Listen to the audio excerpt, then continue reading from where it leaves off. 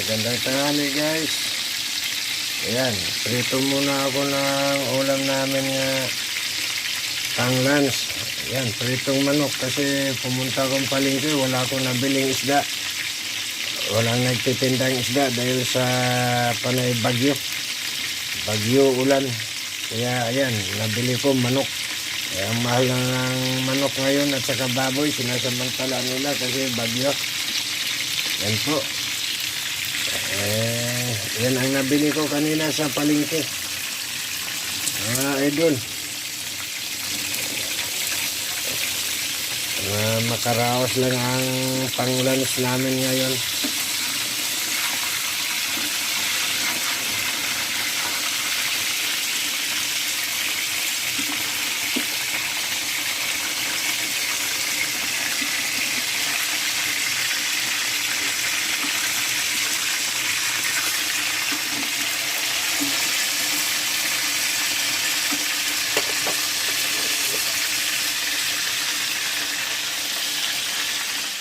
Po, gandang tanghali po mga idol ko dyan, palunan sa Porter Jewel. Yan po ang menu ko ngayon ay pritong manok.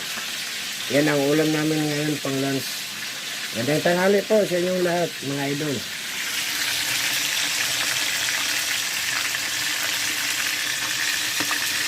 Thank you for watching idol. Yan, malapit na maluto. Hanguin ko na rin mamaya. Thank you po.